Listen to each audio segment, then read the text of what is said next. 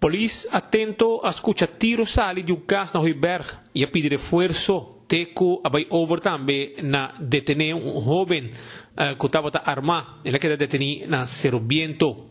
C'è na tarde estava tendo uma ação relâmpago de polícia, um agente feminino passando de cercania de um caso na Hoiberg a escucha tiro.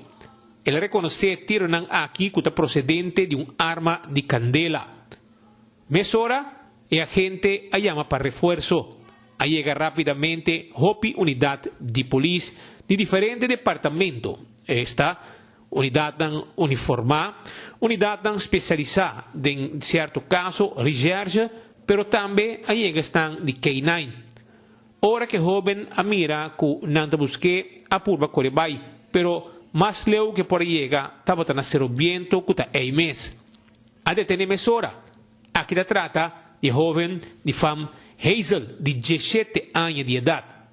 Esta muestra como si fuera, estaba preparando su arma para noche de loto. Después de detención, a pedir para transportar mesora para guarda. Policía están llegando en casa, onda escucha tiro y arrondona en casa también. E nan abintopa un hombre con visa di tata de sospechoso, cual los e tiro en casa. Policía confisca arma color nickel. El sospechoso, Hazel, es parte procedente de área de Pochiquito.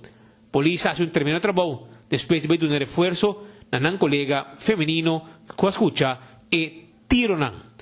Departamento Técnico de Cuerpo Policial, BFTO, también presenta en el sitio y también hace un parte de una investigación, manera siempre que caso ora que confisca un o otro arma, o también ora que trata de caso de un Hopi serio.